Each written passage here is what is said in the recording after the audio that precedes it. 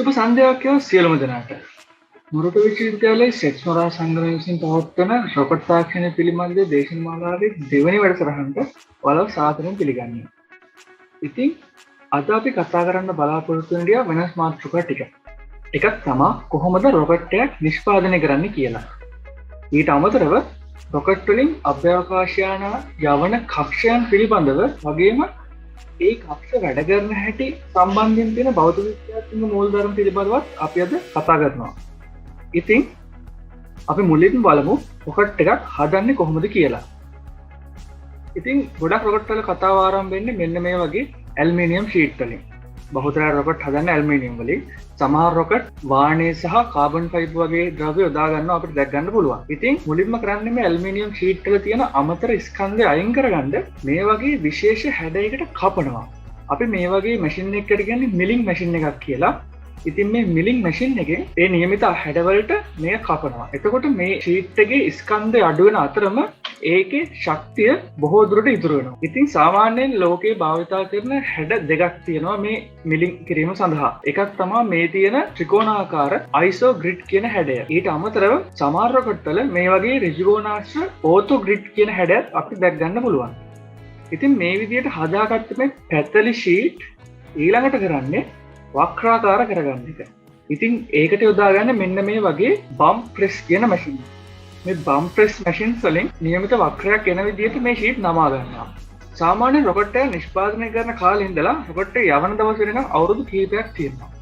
ඉතින් මේ කාලය තුලට මේ ලෝහ තහඩු වල ඛාදනය නවත්ත ගන්න මේක ඇනෝඩයිස් කියන ක්‍රියාවලිය ඔස්සේ විශේෂ ආරක්ෂාවක් ලබා දෙනවා. ඊට පස්සේ මේ විදිහට සකස් කරගත්ත වක්‍රාකාර ෂීට් කිහිපයක් එකතු කරලා සිලින්ඩරාකාරව රොකට් එකේ එක ටැංකියක බඳ කොටස හදා ගන්නවා. ඉතින් ඊට පස්සේ කරන්න තියෙන්නේ වෙනම සකස් කරගත්ත අර්ධගෝලාකාර ඩෝම්ස් දෙකක් මේ ටැංකිය දෙපැත්තට සම්බන්ධ කරලා එක ටැංකියක් සම්පූර්ණයෙන් නිමා කරගන්න එක. ඊට පස්සේ මේ වගේ ටැංකි දෙකක් එකතු කරන්න ඕනේ සම්පූර්ණ රොකට් අදියරක් සකස් කරන්න. මොකද එක රොකට් අදියරක ඉන්ධන සහ ඔක්සිකාරක වලට වෙන වෙනම ටැංකි දෙකක් අවශ්‍ය වෙනවා. ඉතින් මේ ටැංකි දෙක එකට තියලා වෙල්ඩින් කිරීම මගින් මේ දෙක සම්බන්ධ කරගන්නවා. ඉතින් රොකට් එකේ තියෙන මේ ටැංකිය විතරක් නෙමෙයි තවත් කොටස් ගණනාවක් තියෙනවා. ඉතින් ඒවා මිලිං මැෂින් සහ ප්ලේට් මැෂින් වගේ විවිධාකාර මැෂින්ස් වලින් නිෂ්පාදනය කරගන්නවා. ඒ කොටසුත් අර වගේම ඇනෝඩයිස් කරනවා ආරක්ෂාව සඳහා. ඉතින් රොකට් එන්ජින් සම්බන්ධයෙන් ගත්තොත් එන්ජින් එකෙන් එන්ජින් එකට මේක නිෂ්පාදනය කරන ක්‍රියාවලිය වෙනස් වෙනවා. ඉතින් ඒ යාන්ත්‍රණයත් අර වගේම මිලිං මැෂින්ස්, ඩ්‍රිලිං මැෂින්, ලේත් මැෂින් වගේ විවිධාකාර මැෂින්ස් වලින් සහ ඉලෙක්ට්‍රෝප්ලේටිං සහ ඇනෝඩයිසින් කියන ක්‍රියාවලින් ඔස්සේ තමයි මේ එන්ජින් නිෂ්පාදනය වෙන්නේ. කොහොම නමුත් මේ විදිහට සකස් කරගන්න රොකට් එන්ජින් එකක් ඊළඟට කරන්න තියෙන්නේ රොකට් එකේ අර සකස් කරගත්ත අදියරත් සමග සම්බන්ධ කරන එක. සම්පූර්ණයෙන් මේ එක අදියරක් නිෂ්පාදනය කරලා අවසන් වුණාට පස්සේ ඒක පරීක්ෂා කිරීම වලට හෝ දියත් කිරීමට ගෙනියන්න වෙනවා. ඉතින් ඒකට ප්‍රවාහනය කරන ක්‍රම කිහිපයක් තියෙනවා. එකක් තමයි මේ යුනයිටඩ් ලොන්ච් ඇලයන්ස් සමාගම භාවිතා කරන රොකට් ගෙනියන රොකට් ෂිප් එක. ඉතින් ඒගොල්ලෝ රොකට් නිෂ්පාදනය කරන කර්මාන්තශාලාවෙන් ඉඳන් ලොන්ච් පැඩ් එකට රොකට් අරගෙන එන්නේ මේ වගේ නැවකින්. ඉතින් මේ ක්‍රමයේ තියෙන වාසියක් තමයි මහා මාර්ගයේ තියෙන විවිධ සීමා වලට යටත් වෙන්නේ නැතුව අවශ්‍ය ප්‍රමාණයක රොකට් එකක් ගේන්න පුළුවන්. සාමාන්‍යයෙන් ලොන්ච් පැඩ් එක ළඟ තියෙන වරායකට ගෙනල්ලා ඉතුරුලා තියෙන දුර වාහනයකින් ඇදගෙන යන අපිට බලා ගන්න පුළුවන්. හැබැයි SpaceX සමාගම Falcon 9 රොකට් නම් අරගෙන යන්නේ සාමාන්‍ය මාර්ගවල. ඉතින් එතකොට එයාලට සිද්ධ වෙනවා මහා මාර්ගයේ අරගෙන යන්න පුළුවන් උපරිම පළල එක්ක රොකට් එකේ විශ්කම්භය සීමා කරන්න. කොහොම නමුත් මේ විදිහට ගෙනියන එක ඉතාමත් ලාභදායක ක්‍රියාවලියක්. ඉතින් ඒ නිසා SpaceX සමාගම මේ ක්‍රියාවලිය භාවිත කරනවා තමන්ගේ රොකට් ප්‍රවාහනය සඳහා. ඒ වගේම සමහර රොකට් ගුවන් යානා වලින් ගෙනියනවත් අපිට බලා ගන්න පුළුවන්. ඉතින් කොහොම හරි ලොන්ච් පැඩ් එක ළඟට ගෙනාවු රොකට් අදියරවල් ඊළඟට තියෙන්නේ එකතු කරලා සම්පූර්ණ රොකට් එක හදන එක. අපි මේකට කියන ඉන්ටිග්‍රේෂන් කියලා. ඉතින් ඉන්ටිග්‍රේෂන් කරන ක්‍රම කිහිපයක් තියෙනවා. සාමාන්‍යව දැක් ගන්න පුළුවන්. එකක් තමයි මේ විදිහට සිරස් විදිහට ඉන්ටිග්‍රේට් කරන එක. ඉතින් මේකට කියන vertical integration කියලා. රොකට් එකේ එක් අදියරයක් ඒක උඩ සම්බන්ධ කරලා ඊට පස්සේ payload ඒ කියන්නේ මේ ගෙනියන අභ්‍යවකාශ යානය ඒක ඉහළින්ම සම්බන්ධ කරනවා. හැබැයි SpaceX සමාගම ගත්තොත් එයාලා නම් සිරස් හතර තමයි රොකට් එක සම්පූර්ණයෙන්ම ඉන්ටිග්‍රේට් කරන්නේ. ඉතින් මේකට කියන්නේ horizontal integration කියලා. මේකේ වාසිය තමයි ඔයාලා දැක් ගන්න පුළුවන් ඉතාමත් උස ගොඩනැගිලි අවශ්‍ය වෙන්නේ නැහැ. එතකොට ඇත්තටම මේක කුඩා හැංගර් එකක් වුණත් කරන්න පුළුවන්. ඉතින් වියදම් පැත්තෙන් ඒක වටිනවා. ඉතින් vertical විදිහට ඉන්ටිග්‍රේට් කරනකොට ඒ විදිහටම launch pad එකට අරගෙන යනවා. අපි මේකට කියනවා roll out එක කියලා. ඒ වගේම horizontal විදිහට ඉන්ටිග්‍රේට් කරනකොට මේ විදිහටම roll out එක කරනවා.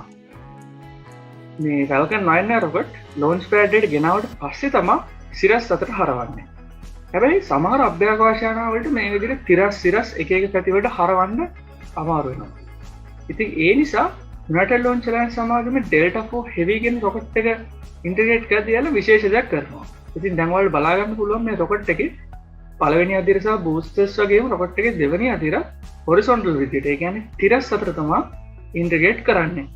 හැබැයි මෙයාලා අභ්‍යවකාශ යානේ මේ විදිහට ඉන්ටිග්‍රේට් කරන්නේ නැහැ. ඒකට මෙයාලා මේ rocket එක අරගෙන යනවා vertical විදිහට. ඒ කියන්නේ සිරස් විදිහට ඉන්ටිග්‍රේට් කරන්න පුළුවන් ස්ථානයකට. ඉතින් එතනට ගෙනහිල්ලා මුලින්ම කරන rocket එක සිරස් අතට හරවනවා.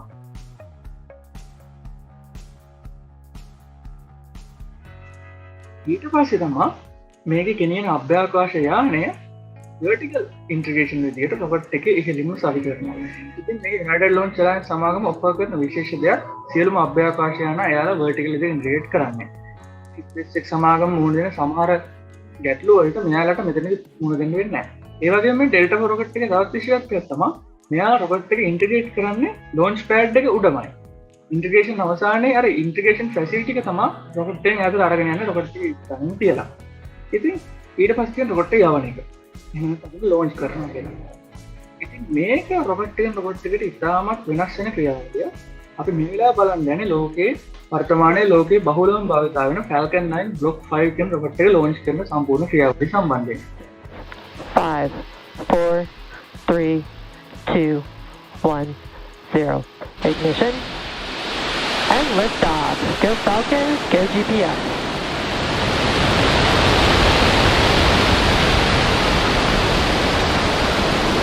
Vehicle is pitching downrange. Stage 1 chamber pressures are nominal. දියත් කිරීමට තප්පර 3ක් තියලා rocket එකේ පළවෙනි අදියරේ තියෙන Merlin engine 9ම ක්‍රියාත්මක කරනවා. තප්පර 9 තුන බලනවා මේ engine සියල්ලම ඉතාම හොඳට ක්‍රියාත්මක වෙනවාද කියලා. ඒ සියල්ලම නිසියාකාරයෙන් ක්‍රියාත්මක වෙනවා rocket එක ඉහළ නැගීම සඳහා මුදා හරිනවා. ඉතින් rocket එක මුලින්ම කරන්නේ ඒකට යන්න අවශ්‍ය කක්ෂය තියෙන දිශාවට හැරෙන එක. ඒ හැරෙන ක්‍රියාවලියත් එක්කම rocket එකේ වේගය ඉතාමත් වේගයෙන් වැඩි වෙනවා. අපිට මේක බලා ගන්න පුළුවන් වේගය සහ උස වැඩි වෙන ආකාරය. ඉතින් rocket එක ඉහළට යන්න මේ rocket එකේ වේගය වැඩි වෙනවා. එතකොට rocket එකේ ගැටෙන වායු අණු ප්‍රමාණය වැඩි වෙනවා. එහෙම නැත්නම් අපි කියනවා මේකට ගතික පීඩනය, dynamic pressure එක වැඩි වෙනවා. හැබැයි ඉහළට යන වායු ගෝලයේ ඝනත්වයත් අඩු වෙනවා. එතකොට ගැටෙන්න තියෙන වායු අණු ප්‍රමාණය අඩු වෙනවා. ඉතින් ඔන්න ඔය සාධක දෙකම එක්ක බලද්දී එක්තරා වේගයකදී එක්තරා උසකදී rocket එකට වායු ගෝලයෙන් එන උපරිම වායු ගතික පීඩනයකට මුහුණ දෙන්න වෙනවා. ඉතින් මෙන්න මේකට අපි කියනවා maximum dynamic pressure කියලා. මෙන්න මේ කලාපේ පසු කරාට පස්සේ rocket එකේ වේගය වැඩි වුණාට වායු ගෝලයේ ඝනත්වය අඩු වෙන නිසා rocket එකට මුහුණ දෙන්න වෙන වායු ගතික පීඩනය එන්න අඩු වෙලා අන්තිමේදී අභ්‍යවකාශයට ගියාම මේක බිඳුවට ආසන්න වෙනවා. ඉතින් මේ maximum dynamic pressure එහෙම නැත්නම් max q කියන අවස්ථාව පසු කරාට පස්සේ rocket එකට මුහුණ දෙන්න වෙන වායු පීඩනය එන්න අඩු වෙනවා. ඒ නිසා අපිට බලා ගන්න පුළුවන් rocket එකේ exhaust plume එක. ඒ කියන්නේ මේ engines වලින් යන වාත ධාරාව ටික ටික පිම් වෙන්න පටන් ගන්නවා. ඉතින් Falcon 9 rocket එකේ නම් පළවෙනි අදියර engine 9ක් තියෙන හින්දා ඉතාමත් අලංකාර විදිහේ exhaust plume එකක් අපිට බලා ගන්න පුළුවන් ඉහළ අවකාශයට යද්දී. ඉතින් ඊළඟට තියෙන්නේ පළවෙනි අදියරේ engine ක්‍රියා විරහිත කරලා පළවෙනි අදියර සහ දෙවෙනි අදියර වෙන් කරන එක. අපි මේකට කියන main engine cut off and state separation කියලා. කෙටියෙන් කියන්නේ MECO කියලා. ඉතින් අපිට දැන් බලා ගන්න පුළුවන් තවත් සුළු මොහොතකින් පළවෙනි අදියරේ engine ක්‍රියා විරහිත කරනවා. ඊට පස්සේ දෙවෙනි අදියර වෙන් වෙලා යනවා.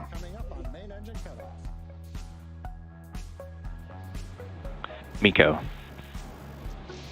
Stage separation confirmed.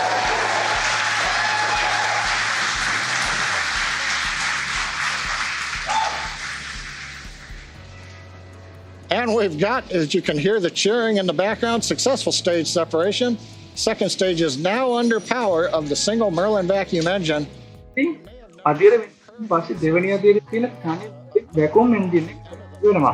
මේ එන්ජින් එකට මර්ලින් වැකුම් එන්ජින් එක කියන්නේ මේ විශේෂයෙන්ම සකස් කරලා ට්‍රික්ට් ඒ කියන්නේ වැකුම් එකේ වැඩ කරන්නේ. ඉතින් ඒකට මේකට තියෙන විශාල නොසල් එකක් සාමාන්‍ය පළවෙනි අදියරේ තියෙන C level. ඒ කියන්නේ මුහුදු මට්ටමේ වැඩ කරන්න හදලා තියෙන එන්ජින්ස් වලට වඩා. ඉතින් මේ අතර පළවෙනි අදියර ආපසු පෘථිවියට ගොඩ බැසීම සූදානම් වෙනවා. අපිට දැක් ගන්න පුළුවන් වම් පැත්තේ තියෙන පළවෙනි අදියරේ කැමරාවෙන් මේකේ තියෙන ග්‍රිඩ් ෆින්ස් විවෘත වෙලා තියෙනවා. ඉතින් මේ වගේම හතරක් තියෙනවා රොකට් එක වටේම. මේ අතර දෙවෙනි අදියර වායුගෝලයෙන් එළියට ගිහලා අභ්‍යවකාශයට පිවිසලා. තවදුරටත් මේකේ ගෙනියන අභ්‍යවකාශ යානය ආවරණය කරලා තියෙන පේලෝඩ් ෆෙයාරින් අවශ්‍ය වෙන්නේ නැහැ. ඒ නිසා පේලෝඩ් ෆෙයාරින් කොටස් දෙක ගලවලා ඉවත් කරනවා. මේ අතර පළවෙනි අදියර දැන් පහළට ඇවිල්ලා වායුගෝලයට ඇතුල් වෙන්න සූදානම්. Stage 1, entry burn has started. වායුගෝලයට ඇතුල් වෙන්න කලින් මේකේ වේගය තරමක් අඩු කරන්න එන්ජින් ක්‍රියාත්මක කරනවා. මේකට කියන්නේ entry burn කියලා. මෙහෙම කරන්නේ වායුගෝලයට ඇතුල් වෙද්දී ඇති වෙන තාපයෙන් රොකට් එකට හානි වෙන්න පුළුවන්. ඒ හානි අඩු කරන්න තමයි වේගය අඩු කරන්නේ. ඉතින් entry burn එකෙන් පස්සේ එන්නෙන්නව වායුගෝලයේ ඝනත්වය වැඩි වෙනවා පහළට එද්දී. ඉතින් වායුගෝලයේ විසින් පළවෙනි අදියරේ වේගය ඉතාමත් ශීඝ්‍රයෙන් අඩු කරනවා අපිට දැක් ගන්න පුළුවන්. අපිට දැන් දැක් ගන්න පුළුවන් වායුගෝලයේ ඝනත්වය වැඩි වෙන්න ග්‍රිඩ් ෆින්ස් වලින් මේ රොකට් එක පාලනය කරන්න ඉතාමත් පහසු වෙනවා. ඒ අතරම නයිට්‍රජන් වලින් ක්‍රියා කරන කෝල් ගෑස් ත්‍රස්ටර්ස් වල මේක හරවන අපිට පොඩ්ඩක් බලා ගන්න පුළුවන්. මේ කෝල් ගෑස් ත්‍රස්ටර්ස් කියන වල තවත් විස්තර දැනගන්න ඕන නම් අපේ කලින් කරපු පළවෙනි වැඩසටහන බලන්න. ඉතින් මේ වෙද්දී අපිට පේනවා පළවෙනි අදියරේ වේගය ඉතාම ඉහළ ශීඝ්‍රතාවයෙන් අඩු වෙනවා. ඉතින් ඊට පස්සේ පළවෙනි අදියරේ තියෙන තනි එන්ජිම ක්‍රියාත්මක කරලා මේකේ ලෑන්ඩින් බර්න් එක කියන්නේ ගොඩ බැසීමේ ක්‍රියාවලිය ආරම්භ කරනවා. Stage 1, landing burn has started.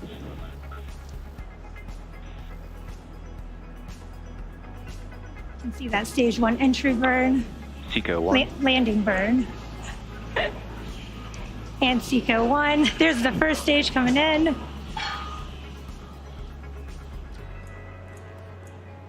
Landing legs are deployed. Nominal parking orbit.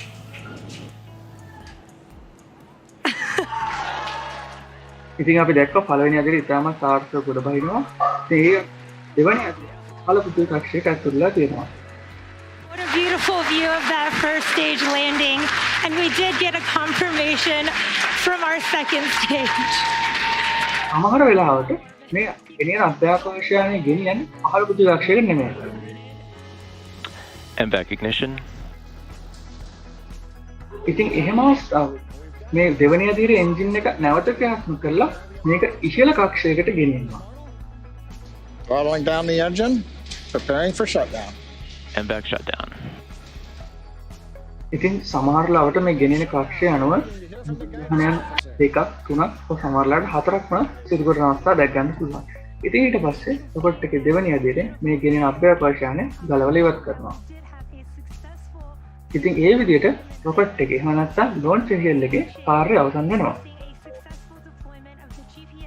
ඉතින් මේ දෙවෙනි අදියර සමහරලාට නැවත පෘථිවි වායුවලට පුරුවා විනාශ කරලා දානවා නැත්නම් පෘථිවි කක්ෂයේම තියෙනවා පසු කාලීනව වායුගෝලීය ප්‍රතිරෝධය බලය මගින් නැවත පෘථිවි වායුවලට ඇතුල් වෙනකම්.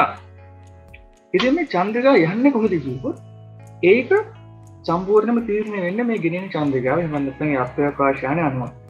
අපි බැලුවොත් සාමාන්‍ය පහළ පෘථිවි කක්ෂයට ඇතුල් වෙන්න අවශ්‍ය වෙනවා පැයට කිලෝමීටර 28000ක්. එහෙම නැත්නම් තප්පරයට කිලෝමීටර 7.8ක වේගයක්. හැබැයි රොකට් එක වායුගෝලය තුල ගමන් කිරීම නිසා සහ පෘථිවියේ ගුරුත්වාකර්ෂණයට එරෙහිව ක්‍රියා කරන නිසා තප්පරයට කිලෝමීටර 9.5ක විතර වේගයක් ගන්න අවශ්‍ය වෙන ඉන්ධන වැය වෙනවා. ඇත්තටම තප්පරයට කිලෝමීටර 7.8කට ආසන්න වෙන්නේ. අපි මේකට කියන්නේ ග්‍රැවිටි ලොස් එක සහ ඇට්මොස්ෆියරික් ලොස් කියලා. ඉතින් මේ ඩේටා V කියන අගයෙන් ඇත්තටම නිරූපණය කරන්නේ කොපමණ ප්‍රවේග වෙනසක් අවශ්‍යද කියලා එක් එක් කක්ෂයට ළඟා වෙනවා.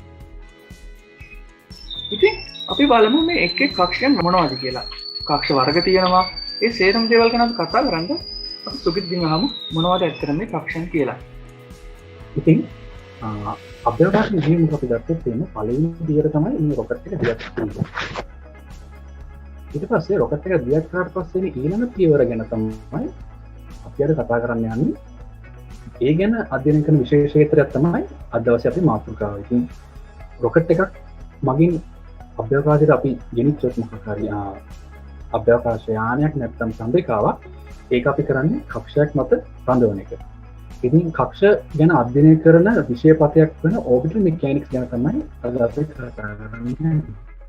orbital mechanics කියන්නේ මොකක්ද කියලා අපි අර්ථකථනය කරොත් ගුරුත්වාකර්ෂණ ක්ෂේත්‍රයක් යටතේ එහෙම නැත්නම් වායුගෝලීය ඝර්ෂණයන් වගේ තෙරපුම් යටතේ කෘත්‍රිම චන්ද්‍රිකාවක නැත්නම් අභ්‍යවකාශ යානයක චලිතය සිදුවන බලපෑම අධ්‍යයනය කරන විෂයක්. orbital mechanics වල ආරම්භය ගත්තොත් එහෙම ඒක ආරම්භය 17 වෙනි සියවස දක්වා දිව යනවා. ගණිතඥයෙක් වගේම විද්‍යාඥයෙක් වන අයිසැක් නිව්ටන් මහතා ඉදිරිපත් කරපු 17 වෙනි සියවස ඉදිරිපත් කරපු චලිතයන් සම්බන්ධයෙන් සහ ගුරුත්වාකර්ෂණය සම්බන්ධයෙන් ඉදිරිපත් කරපු නියම තමයි මේක පටන් ගන්න ඉවහල් වෙන්නේ. ඉතින් අපි orbital mechanics වල ප්‍රායෝගික ඉදින් ගත්තොත් එහෙම අපි කලින් කතා කරා වගේ අභ්‍යවකාශ යානාවල ඒ වගේම චන්ද්‍රිකාවල කක්ෂීය මෙහෙයුම් සම්බන්ධයෙන් තමයි මේකේ ප්‍රායෝගික ඉදින් යෙදෙන්නේ. එතකොට ග්‍රහලෝක අතරේ වගේම ඒ චන්ද්‍රයාවට ඉදින කක්ෂවල ඒ කක්ෂීය මෙහෙයුම් සම්බන්ධයෙන් ගණනය කිරීම ඒවා නැත්නම් අපි කියන re-entries ඒ වගේම landing සම්බන්ධයෙන් තමයි මේකේ ප්‍රායෝගික ඉදින් එන්නේ. දැන් orbital mechanics ගැන කතා කරන්න අපි මුලින් කතා කරලා ඉමු මොකද්ද orbit එක නැත්නම් කක්ෂයක් කියන්නේ කියලා. කක්ෂයක් කියලා අපි අර්ථකථනය කරන්නේ ගුරුත්වාකර්ෂණ ක්ෂේත්‍රයක් යටතේ මොකක් හරි වස්තුවක ගමනේ චලිතය තවන බලපෑම එහෙම නැත්නම් ගමනේ චලිතයේ වක්‍ර වීම තමයි අපි සරලව කක්ෂයක් කියලා හඳුන්වන්නේ. කක්ෂයක් කියන ඒ සංසිද්ධිය තියෙන්න පුළුවන් තරුවක් වටේ යන ග්‍රහලෝකයක එහෙමත් නැත්නම් ග්‍රහලෝකයක් වටා තිබෙන කෘත්‍රිම හරි ස්වාභාවික හරි චන්ද්‍රිකාවක. අපි දැන් බලමු කක්ෂීය අපි දැන් කක්ෂ ගැන කතා කරන්නේ. දැන් පෘථිවියේ තිබෙන යම් වස්තුවක් පෘථිවිය වටා තියෙන කක්ෂයක පිහිටවන්න අපිට බලන්න පුළුවන් මේ භෞතික විද්‍යාත්මක පසුබිම අපි දැන් බලමු. අපි ඒක ගැන මුලින් කතා කරලා ඒකට යන්න මුලින් කතා කරන්න ඕනේ ප්‍රක්ෂේපණ චලිතය එහෙම නැත්නම් projectile motion එක ගැන. අපි දන්නවා පෘථිවියමක් තියෙන වස්තුවක් අපි නිකුත් කරොත් එහෙම නැත්නම් අපි සරලව විසි කරොත් ඒක ප්‍රක්ෂේපිත චලිතයක තමයි ගමන් කරන්නේ නැත්නම් projectile motion එක. projectile motion එකකදී ඒ වස්තුව ළඟා වෙනවා යම්කිසි සිරස් උසකට ඒ වගේම ඒ වස්තුව ගමන් කරනවා යම්කිසි සිරස් දුරකට. ඔයාලා මේ කුක් සටහන අනුව දැක්කොත් එහෙම ඒක පැහැදිලිව පේනවා. ඉතින් මේ වස්තුව අපි නිකුත් කරපු ප්‍රක්ෂේපිත චලිතයක ඒක යම්කිසි සිරස් උසකට ළඟා වෙලා නැවතත් පෘථිවි පෘෂ්ඨය මත අපිට වෙන ඒ ළඟා වෙන චලිතය අතරතුර මේ වස්තුව යම්කිසි සිරස් දුරකට ගමන් කරනවා. ඉතින් මේ චලිතයන් කිහිපේම සංකලනයක් තමයි ප්‍රක්ෂේපිත චලිතයක් කියලා අපි කියන්නේ. ඉතින් ප්‍රක්ෂේපිත චලිතයක ගමන් මාර්ගයෙන් නැත්නම් යන පතේට බලපාන එක කාරණයක් තමයි අපි ලබා දෙන ආරම්භක ප්‍රවේගය. ඉතින් අපි ආරම්භක ප්‍රවේගය වැඩි කරොත් එන්න වැඩි කරොත් අපි දන්නවා මේ වස්තුව ළඟා වෙන සිරස් උස වගේම මේ වස්තුව ගමන් කරන සිරස් දුර වැඩි වෙනවා. ඒ වගේම අපි මේ වස්තුවේ දැන් අපි පෘථිවි පෘෂ්ඨයට සාපේක්ෂවනේ මේක නිකුත් කරන්නේ. පෘථිවි පෘෂ්ඨයට සාපේක්ෂව තියෙන කෝණයක ගන්නවා. ඉතින් පෘථිවි පෘෂ්ඨයට සාපේක්ෂව ඒ තියෙන කෝණය අපි එන්න වැඩි කරොත් අපි මේ වෙලාවේ හිතමු මේ ආරම්භක ප්‍රවේගය නියතව තබා ගන්න තමයි වැඩි කරන්නේ කියලා. ඉතින් මේ එන්න වැඩි කරොත් අපිට තේරෙනවා මේක ළඟා වෙන සිරස් උස වැඩි වෙනවා. නමුත් මේක යන සිරස් දුර අඩු වෙනවා. ඉතින් මේ ආකාරයට කල්පනා කරොත් මේ වස්තුව නිකුත් කරන ප්‍රක්ෂේපිත චලිතයේ ආරම්භක ප්‍රවේගය අපි එන්න වැඩි කරොත් එක්තරා මොහොතකදී මේකට තියෙන රූප සටහන අනුව වෙන තියෙනවා. ඉතින් මේක පෘථිවිය මත ස්පර්ශ වෙන්නේ නැහැ. හැබැයි මේ වස්තුව පෘථිවිය මත ස්පර්ශ වෙන්න උත්සාහ කරනවා. ඉතින් මේ ක්‍රියාවලිය ප්‍රතිඵලයක් විදිහට මේක වැටෙන්නේ නැති හින්දා මේක පෘථිවි පෘෂ්ඨය වටා ගමන් කරන්න පටන් ගන්නවා. ඉතින් මේ මොහොතේදී අපි ප්‍රක්ෂේපිත චලිතය කක්ෂීය චලිතයක් බවට තමයි පත් කරලා තියෙන්නේ. ඉතින් අපි ශක්ති සංස්කෘතික නියමය අනුව හිතුවොත් එන්න මේ අපි ප්‍රක්ෂේපිත චලිතයකින් කක්ෂීය චලිතයකට යවනකොට යම් කිසි වස්තුවක් ඒ ප්‍රක්ෂේපිත චලිතයෙන් කක්ෂීය චලිතයකට මාරු වෙන මොහොතේදී ඒ මොහොතේ තිබ්බ ඒ ප්‍රක්ෂේපිත චලිතයේ ඒ චාලක ශක්තිය මේ කක්ෂයේ භ්‍රමණ චාලක ශක්තිය බවට පත් වෙනවා. ඒ වගේම ඒ ප්‍රක්ෂේපිත මොහොතේදී ප්‍රක්ෂේපණ වේගය ප්‍රවේගය සහ ඒ දිශාව තමයි ඒ කක්ෂයේ අදාළ ප්‍රවේගය බවට පත් වෙන්නේ. දැන් විද්‍යාවේ නිරීක්ෂණය කළ තියෙන තව දෙයක් තමයි පෘථිවි සිතිජය එහෙම නැත්නම් හොරයිසන් එක ගත්තොත් එහෙම මේ හොරයිසන් එක සෑම මීටර් 8000කටම සෑම සිරස් මීටර් 8000කටම මීටර් 5ක තිරස් තුරක් යන ආකාරයකට තමයි පෘථිවි වක්‍රතාවය පිහිටලා තියෙන්නේ.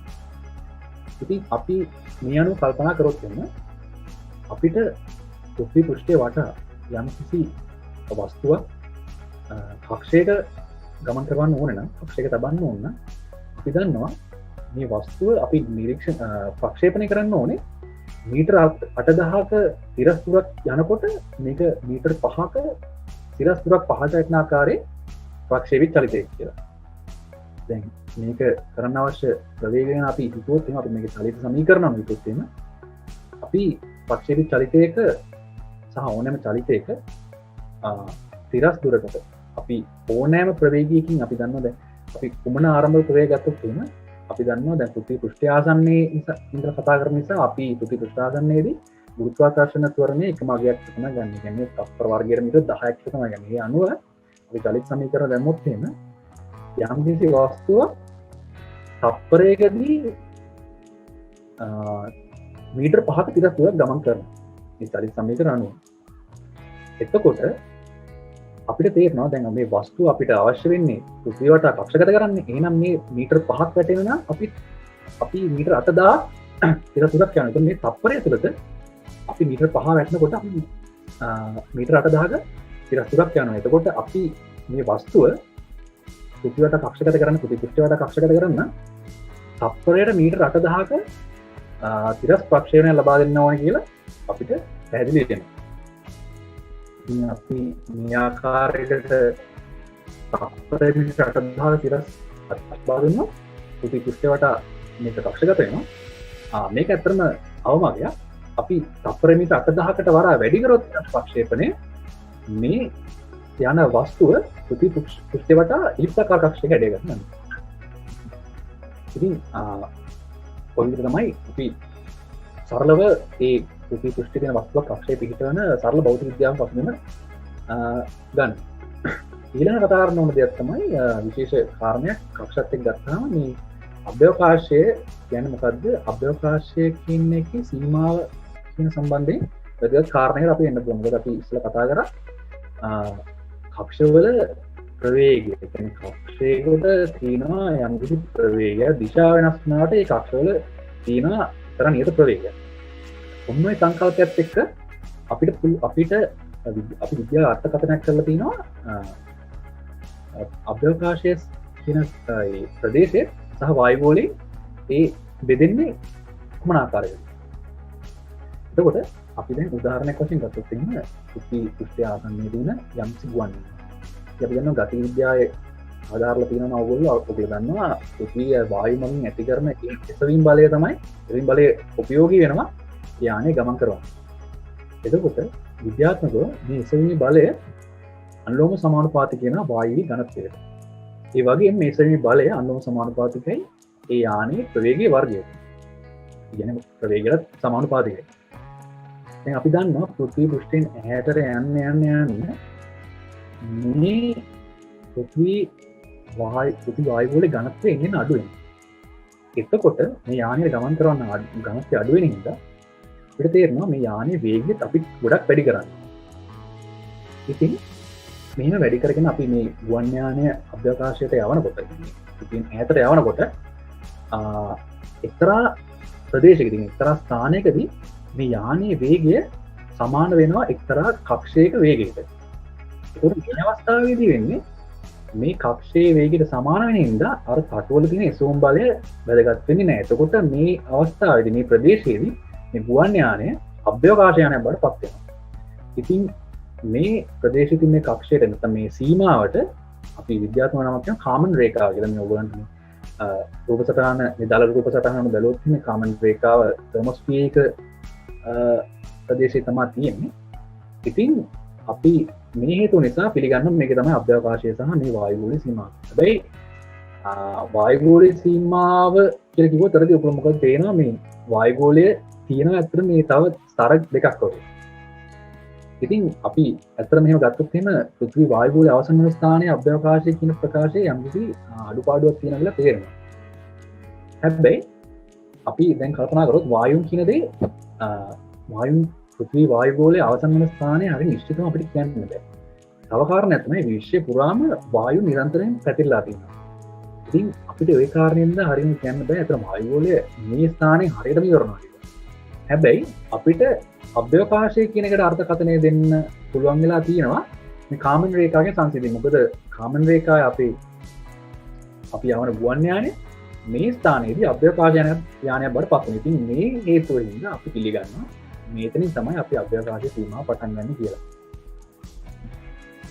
දැන් අපි බලමු දැන් කක්ෂ ගැන කතා කරන්නේ. දැන් කක්ෂ අපි අත්‍තරම යොදා ගන්න මෙහෙයුම් වලට යොදා ගන්න නිසා ඒවා නිර්ණය කරන විදි ගැන දැනට භෞතික විද්‍යාවේ يعني කාර්ක විද්‍යාවෙන් වාදන තියෙනවා. ක්‍රම තියෙනවා. එකක් තමයි පළවෙනි තමයි අපි ගන්නේ අරය. දැන් වෘත්තාකාර කක්ෂයක නම් අරයෙන් අපි නිර්ණය කරන්න පුළුවන් වෘත්තාකාර කක්ෂයේ හැඩය ඒ පිටිම අපි නිර්ණය කරන්න. ඒක අපි අගයන් දුන්නොත් අපිට එක එක වෘත්තයන් වෙනවා. ඉතින් ඒ විදිහට එක එක අපිට කක්ෂයන් නිර්ණය කරන්න පුළුවන්. දැන් වෘත්තාකාර කක්ෂ කරන්නේ මේ ඉතින් දැන් ඊළඟට තියෙනවා එලිප්සාකාර කක්ෂ. එලිප්සාකාර කක්ෂ අපිට අරයෙන් විතරක් නිර්ණය කරන්න අමාරුයි. ඒ නිසා ගන්න විශේෂ මිනුමක් තියෙනවා එක්සෙන්ට්‍රිසිටි එක. එහෙම නැත්නම් විකේන්ද්‍රිකතාවය කියලා. මේ විකේන්ද්‍රිකතාවය කියන්නේ ඔයගොල්ලෝ භෞතික විද්‍යාව කරලා ඉන්න නම් උසස් පෙළට මාන සම්බන්ධයෙන් මේක මාන රහිත මිනුමක්. එක්සෙන්ට්‍රිසිටි කියන්නේ සම්පූර්ණ වෘත්තයකින් තවත් වක්‍ර හැඩයක් කොච්චර ප්‍රමාණින් අපගමන වෙනවද කියලා. ඉතින් ඒ අනුව අපිට අර්ථකථන අනුව හිතා ගන්න පුළුවන් වෘත්තයක අපගමනය මේක E කියන අක්ෂරයෙන් තමයි නිරූපණය වෙන්නේ. ඒ අගය බිඳුවයි කියන්නේ වෘත්තයක් කියන්නේ වෘත්තෙන් අපගමනය වීමනේ අපි හොයන්නේ. ඉතින් වෘත්තයක විකේන්ද්‍රිකතාවය එනත එක්සෙන්ට්‍රිසිටි එක බිඳුවයි. අපි එක්සෙන්ට්‍රිසිටි එකේ අගය බිඳුවත් එකත් අතර අගයක් දුන්නොත් එහෙම අපිට එන්නේ ඉලිප්සාකාර හැඩයක්. ඉතින් බිඳුවත් එකත් අතර අපි අගයන් දී යනකොට අපිට විවිධාකාර ඉලිප්ස හැඩ එනවා. දැන් බිඳුවේ සිට එකේ සිට බිඳුවේ සිට එක දක්වා අගයන් වැඩි කරගෙන යනකොට අපිට ඉලිප්ස් මේ හම්බෙන හැඩවල ඉලිප්සාකාර ගතිය ඉන්න වැඩි වෙනවා. එතකොට අපිට පුළුවන් මේ අරය සහ එක්සෙන්ට්‍රිසිටි කියන විකේන්ද්‍රිකතාවය කියන අගයන් දෙකෙන්ම ඉලිප්සාකාර කක්ෂ නිර්ණය කරන්න. හැබැයි තව එකක් තියෙනවා මේ කක්ෂ කියන જાතිය මේ පෘථිවි පුරාට ප්‍රමාණ අවකාශය පුරාටම තියෙනවා. ඉතින් එකම අරයක් තියෙන එකම විකේන්ද්‍රිකතාවය තියෙන කක්ෂ විවිධ ආනති වලින් පිහිටන්න පුළුවන්. ඉතින් අපි මේ කක්ෂවල ආනතිය බලන්නත් ඕනේ. අපි සම්මතයක් වශයෙන් මේ ආනතිය ගන්නෙ අපේ පෘථිවි සමකයේ තලයට සාපේක්ෂව ඒ අදාළ කක්ෂයේ තලයේ පිහිටන කෝණය. ඉතින් මේකට කියන්නේ ඉන්ක්ලිනේෂන් එක නැත්නම් ආනතිය. ඔයක වෙන්න පුළුවන්. ඊට පස්සේ අපි ඊළඟ කාරණා යන දේ බොහොම වැදගත් ඒවා ගැඹුරු කාරණයක් නිර්ණායකයක් ඒක. ඇසෙන්ඩිං නෝඩ් එක කියන අපි මුලින් කතා කරමු මේ යන්න තියෙන කාරණේ කලින්. දැන් අපි දන්නවා කක්ෂයක අනිවාර්යෙන් වස්තුවක් තියෙනවා. දැන් අපි පෘථිවි වටේ ගත්තොත් තියෙන චන්ද්‍රිකාකාරය කියන්නේ. අපි දන්නවා මේක ආන්තව තියෙනවා නම් එක පැත්තකින් මේක පෘථිවි උතුරු අර්ධ ගෝලයේ ඉඳලා දකුණු අර්ධ ගෝලයට ගමන් කරනවා. ඒ ගමන ඉවරුනාම ඒක දකුණු අර්ධ ගෝලය ඉඳලා පෘථිවි උතුරු අර්ධ ගෝලය දක්වා ගමන් කරනවා. ඒකෝනේ මේ පෘථිවි උතුරු අර්ධ ගෝලය දක්වා දකුණේ ඉඳලා ගමන් කරන එකට අපි කියන්නේ ඇසෙන්ෂන් එක. එතකොට ඒ ඇසෙන්ෂන් පාත් එක දැන් ඔයගොල්ලෝ මේ රූප සටහන බැලුවොත් එහෙම ඒ ඇසෙන්ෂන් පාත් එක මේ සමකයේ තලයට එක්ක ඡේදන වෙන ස්ථානයක් වෙනවා. ඒකට තමයි අපි කියන්නේ ඇසෙන්ඩිං නෝඩ් එක කියලා. ඒ ස්ථානයේ ලක්ෂයට. ඉතින් මේක අපි නිර්ණායකයක් හදාගන්න අපි මේ ඇසෙන්ඩිං නෝඩ් එක පාවිච්චි කරනවා. හැබැයි ඇසෙන්ඩිං නෝඩ් එකේ ප්‍රශ්නේ තියෙන්නේ මේක ස්ථාවර ලක්ෂයක් නෙමෙයි. මොකද පෘථිවිය නිතරම භ්‍රමණය වෙනවා. ඒ නිසා මේ ඇසෙන්ඩිං නෝඩ් එක වෙනස් වෙනවා. ඉතින් අපි මේක නිර්ණායකයක් වශයෙන් ගන්න අපි යම්කිසි ස්ථාවර ලක්ෂයක් හොයාගන්න ඕනේ. ඒ සඳහා අපි පාවිච්චි කරනවා සාමාන්‍ය තාරක විද්‍යාව පාවිච්චි කරනවා රෙෆරන්ස් එකක් එහෙම ස්ථාවර ඒ ආදේශක. මේකට අතන පාවිච්චි කරන්නේ මේෂ රාශිය හම්බෙන පළවෙනි ස්ථානය. දැන් ඔයගොල්ලෝ මේ රූප සටහන දැක්කොත් එහෙනම් තියෙන රෙෆරන්ස් ඩිරෙක්ෂන් එක කියලා රේඛාවක් තියෙනවා.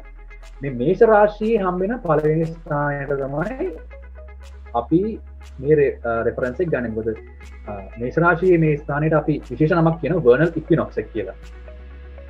ඉතින් අපි දැන් ගත්තොත් එහෙනම් මේෂ රාශිය සහ පෘථිවිය අතර දුර ඉතාම මේ දුර ප්‍රමාණය ඉතාම වැඩි.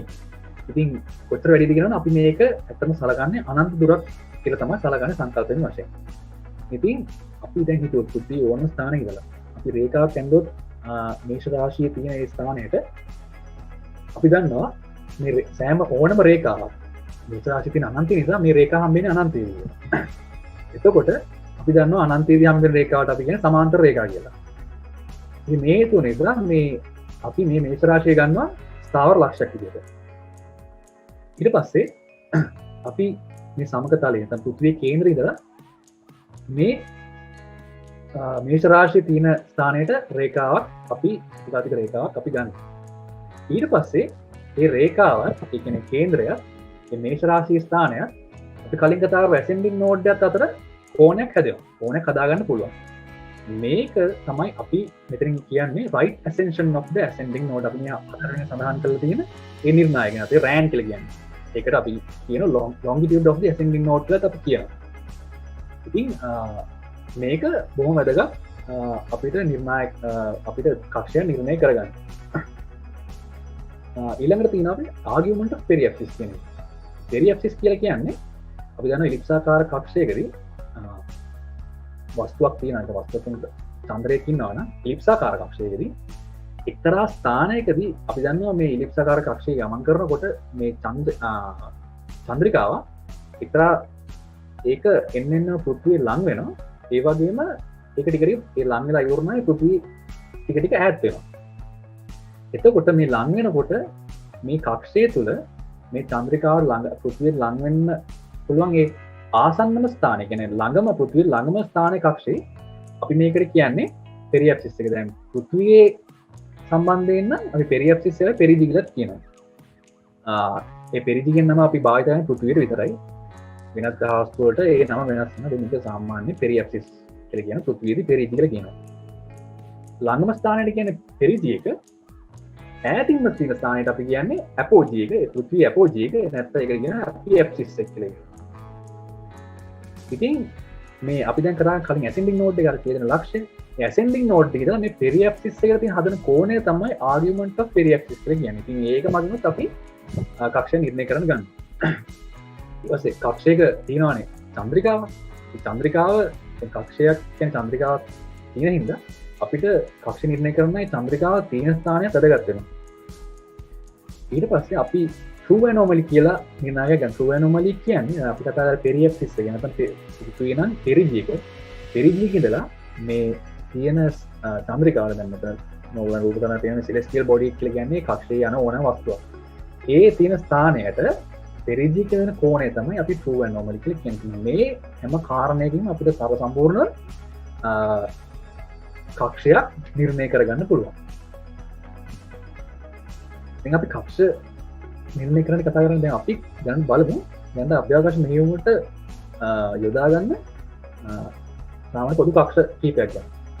අපි ගත්තොත් එහෙම low earth orbit එක කියන්නේ පහළ පෘථිවි කක්ෂ පාවිච්චි කරනවා. ඒ වගේ medium earth orbit මධ්‍යම පෘථිවි කක්ෂ. ඒ වගේම විශේෂ කක්ෂ කීපයක් තියෙනවා. geosynchronous orbit එක, geostationary orbit එක, polar orbit, sun sequence orbits, moon orbit අපි මේ ගැන දැන් ටිකක් කතා කරමු. geosynchronous orbit එක විශේෂ ලක්ෂණය තමයි මේකේ වස්තුව දෙන ආවර්ත කාලය පෘථිවි ආවර්ත කාලයට සමානයි. කියන්නේ පැය 24ක ආවර්ත කාලය තමයි මේ geosynchronous orbit එක දෙන්නේ. මේ හේතුව නිසා තමයි මේ නම geosynchronous කියන නම ඇවිල්ලා තියෙන්නේ. දැන් geosynchronous orbit එක ආනතිය ගත්තොත් කියන අපි geosynchronous orbit එකක් ගත්තොත් ඒකේ ආනතිය බිඳුව වන කක්ෂයක. කියන්නේ පෘථිවි සමක තලයට සමාන්තර වෙන කක්ෂයක් ගත්තොත් එහෙනම් අපි මේ geosynchronous orbit එකට විශේෂ නමක් කියනවා geostationary orbit එක කියලා. එහෙම නැත්නම් භූස්ථාවර කක්ෂ කියලා. දැන් භූස්ථාවර කක්ෂයක විශේෂ ලක්ෂණය තමයි මේ භූස්ථාවර කක්ෂයේ තියෙන වස්තුව අපි පෘථිවියේ සිට නිරීක්ෂණය කළොත් අපිට පේන්නේ එක කිසිම චලිතයක් නැතුව ස්ථාවරව තියෙනවා. ඒකට හේතුව ඒ කිව්වා වගේ මේක මේ වස්තුවේ ආවර්ත කාලය ඒ කක්ෂයේ පෘථිවි ආවර්ත කාලයට සමානයි. පරිග්‍රහණ ආවර්ත කාලයට සමානයි. ඉතින් මේ කක්ෂයේ තියෙන චන්ද්‍රිකාවක් සාමාන්‍යයෙන් අපි යොදාගන්නේ අනිවාර්ය කටයුතු යොදාගෙන ඒ වගේම කාලගුණ කටයුතු වලට එනේ යොදා ගන්නවා. ජියෝස්ටේෂනරි ඔබිට් එක අපිට මොෂන්ලස් කියන්නේ චලිතයක් නැතුව වගේ පේනොනට ජියෝසින්ක්‍රනස් ඔබිට් එක තියෙන කක්ෂයක් අපිට විශේෂ විදිහට පේනවා. පෘථිවි පෘෂ්ඨයේ සිට නිරීක්ෂණය කළොත් ඒ චන්ද්‍රිකාවක් ජියෝසින්ක්‍රනස් ඔබිට් එක තියෙන 8 ඉලක්කමී හැඩයට තමයි මේ ජියෝසින්ක්‍රනස් ඔබිට් එක තියෙන වස්තුවක හැඩය අපිට පේන ගන්නේ. අපි මේකට කියනවා figure 8 pattern එකක් කියලා.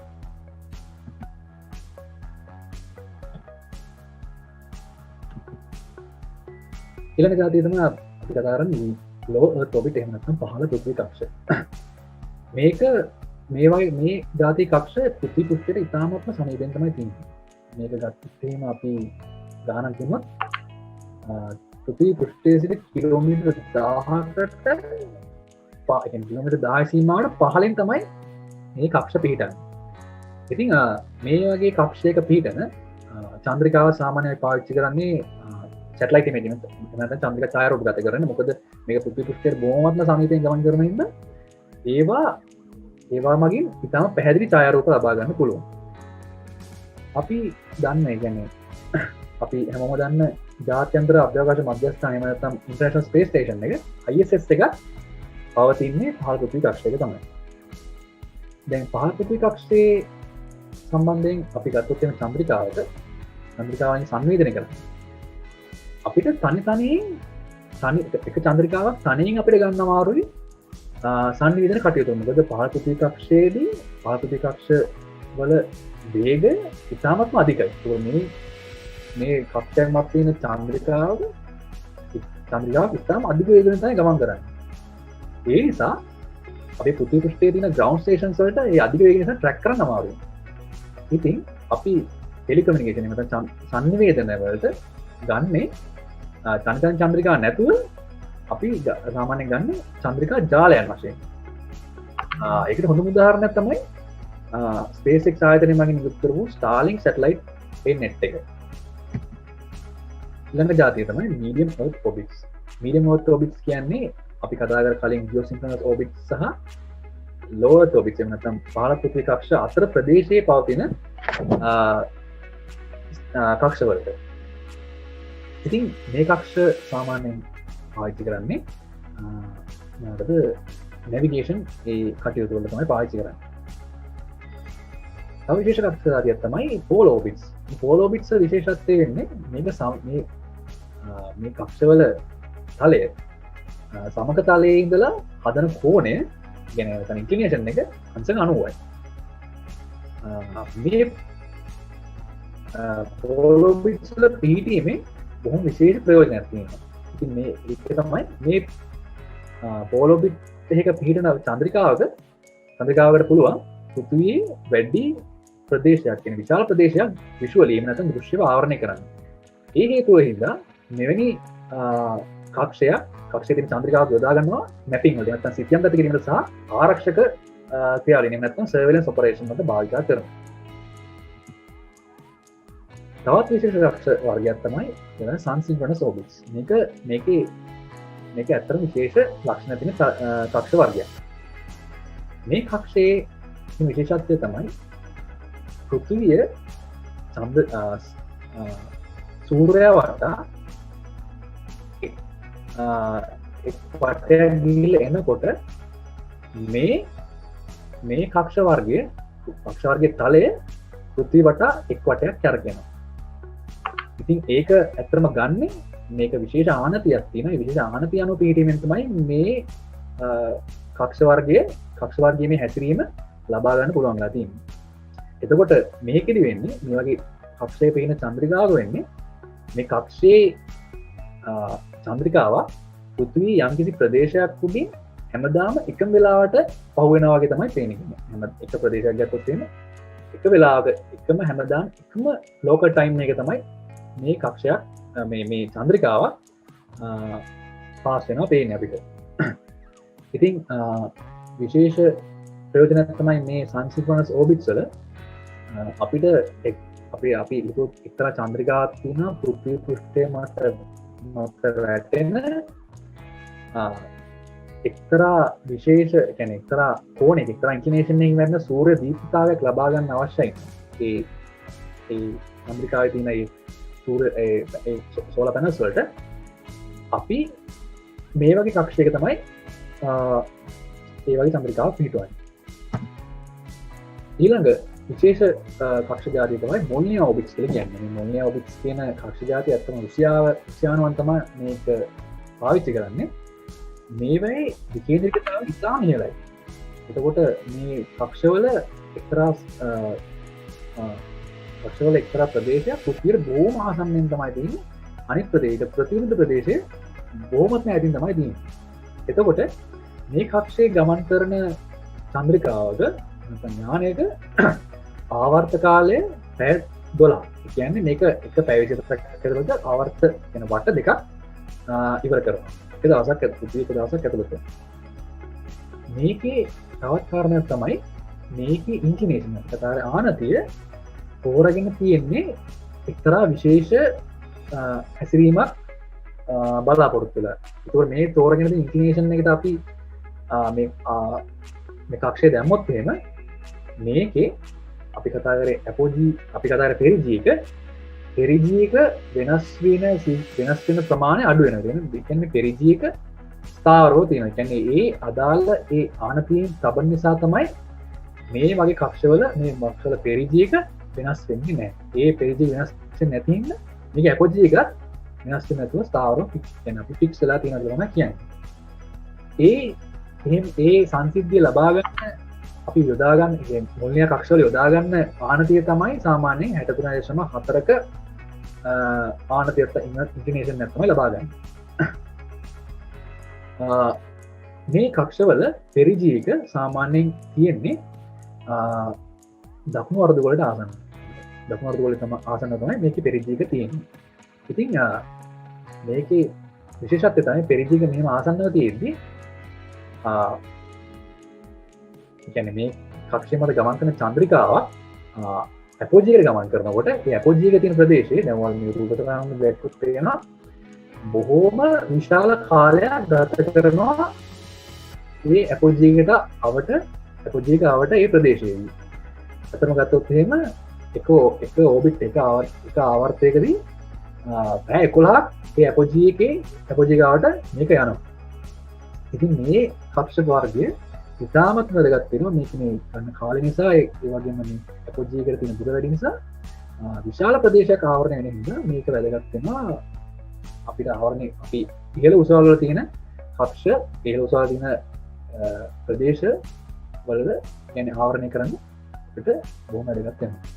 දැන් මේ මෙච්චරලා කතා කරේ ඕබිටල් මෙකැනික්ස් කියන්නේ මොකක්ද කියලා. ඒ වගේම ඕබිට්ස් ගැන අපි කතා කරා. ඕබිට් එක අපි කොහොමද පෘථිවි පෘෂ්ඨයේ තියෙන පෘථිවියේ ඉඳලා යම් කිසි කක්ෂයකට සරලව ගියොත් වෙන සරල භෞතික විද්‍යාත්මක වස්තුවක් කක්ෂගත කරන්නේ. ඒ වගේම කක්ෂයක් නිර්ණය කරන්නේ කොහොමද? ඒ වගේම අපි දැන් පාස් වෙන කක්ෂ ගැන අපි කතා කරා. දැන් ඊළඟට අපි කතා කරන්නේ මේ කක්ෂ විද්‍යාව සම්බන්ධයෙන් එහෙම නැත්නම් මේ ඕබිටල් මෙකැනික්ස් සම්බන්ධයෙන් ඉවහල් වෙච්ච ප්‍රසිද්ධ විද්‍යාඥයන් කීප දෙනෙක්ගේ නියම කීපයක් ගැන තමයි. ඉතින් තමත් ලෑස්ති වෙලා ඉන්නවා ඕගොල්ලන්ට මේ නියම ගැන පැහැදිලි කරන්න. ඒ අදාළ නියම ගැන පැහැදිලි කරන්න මම දැන් තමට ආරාධනා කරනවා. ග්‍රහලෝකවල චරිතය ගැන කතා කරනකොට ගොඩක්ම වැදගත් නියමයන් ටිකක් ඉදිරිපත් කරනවා. අපි කවුරුත් දන්න ජොහානස් කෙප්ලර්. ඉතින් මේ කෙප්ලර් ගැන කතා කරොත් කෙප්ලර්ට කලින් හිටියා නිකලස් කොපර්නිකස් කියලා විද්‍යාඥයෙක්. ඉතින් නිකලස් කොපර්නිකස්ගේ ග්‍රහවස්තු පිළිබඳ තියෙන ආකෘතිය තමයි මේ වෙනකොට මේ සමාජයේ තිබුණේ. ඉතින් කොපර්නිකස්ගේ ආකෘතිය ගැන කතා කරොත් කොපර්නිකස් කිව්වේ මේ ග්‍රහවස්තුන් යන්නේ වෘත්තාකාර පතයක කියලා. ඒ වගේම ඒ වෘත්තයේ කේන්ද්‍රය හරියටම අපේ සූර්යයා තිබුණා කියලා තමයි ඒ කාලේ වෙනකොට විශ්වාස කරේ. ඒ වගේම තමයි හැම වස්තුවකම හැම ග්‍රහලෝකයකම මේ උල්පේ වටා යන වේගය නියතයක් කියලා තමයි ඒ වෙනකොට සමාජය විශ්වාස කරේ. එහෙම නැත්නම් විද්‍යාඥ මතය උනේ.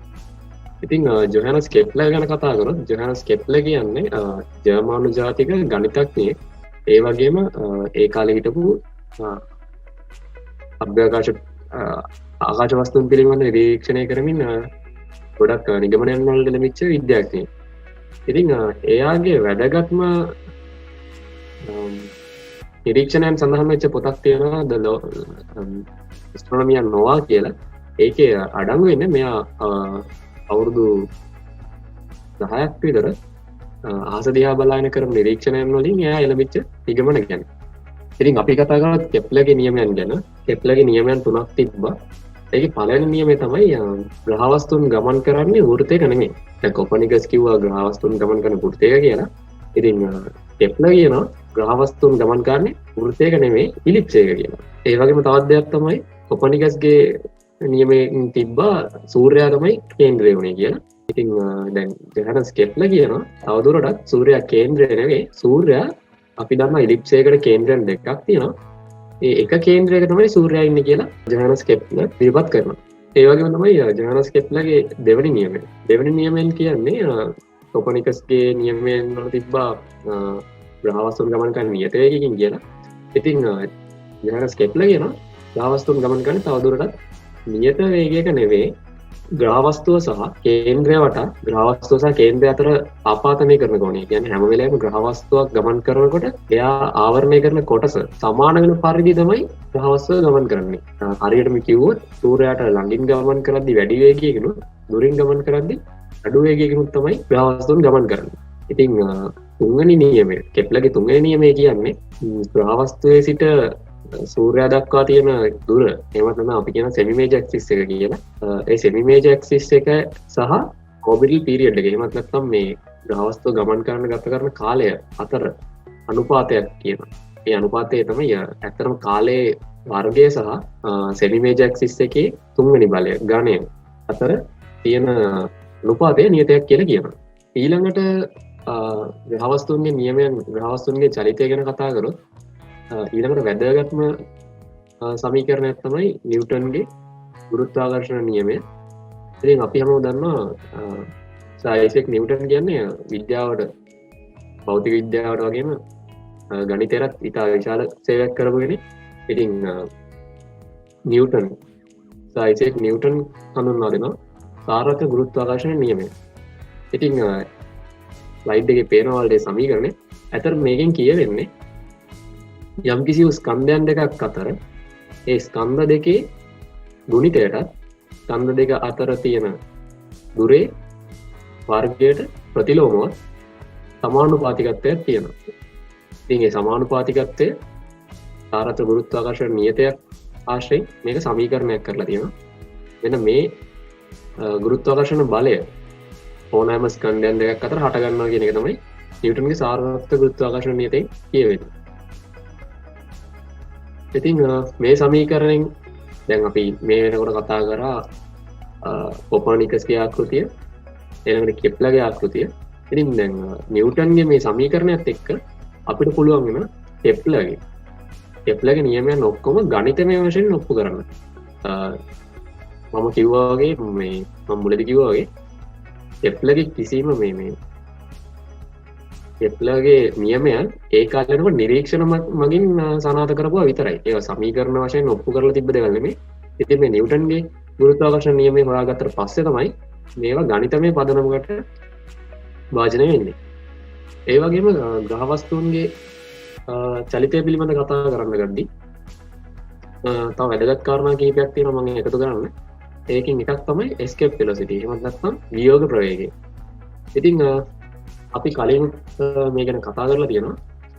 මේ ග්‍රහවස්තුවක් වටා අපි යම් කිසි දෙයක් චලනය කරනකොට ඒකේ වේගයත් එක්ක අපිට මුලින්ම පුළුවන් වෙනවා පරාවලයක් ආකාරයෙන් ඒ කියන්නේ එක තැනින් විසි කරලා තව තැනකට වැටෙනවා. ඉතින් වේගය වැඩි කරන් අපි කලින් කතා වුණා කක්ෂගත වීමක් වෙනවා කියලා. ඉතින් ඊට පස්සේ මේ වේගය තවදුරටත් වැඩි කරද්දී මේ පතය වෙනස් වෙනවා. නැවතත් මේ පතය වෙනස් වෙලා මේ ග්‍රහවස්තුවේ ගුරුත්වාකර්ෂණ බලයෙන් ඉවත් වෙලා යන ප්‍රවේගයක් ලැබෙනවා. අන්න ඒ ප්‍රවේගය තමයි escape velocity කියලා කියන්නේ. ඉතින් තවත් වැදගත් කාරණාවක් තියෙනවා ලග්‍රාන්ජ් රාශි ලග්‍රාන්ජ් ලක්ෂයන්. ඒ කියන්නේ අර කලින් කිව්ව ගුරුත්වාකර්ෂණ නියමය භාවිතා කරලා යම් කිසි ස්කන්ධයන් දෙකක් අතර එහෙම නැත්නම් ග්‍රහවස්තුන් දෙකක් අතර ගුරුත්වාකර්ෂණ බලයන් සමතුලිත වෙන ලක්ෂණ කිහිපයක් තියෙනවා. ස්ලයිඩ් එකේ පේනවා එහෙම ලක්ෂණ 5ක් තියෙනවා. ඉතින් L1 කියන එක ගැන කතා කරොත් බලයන් දෙක ප්‍රතිවිරුද්ධයි. ඒ හන්ද කැපිලා යනවා. ඒක හොඳටම පැහැදිලි.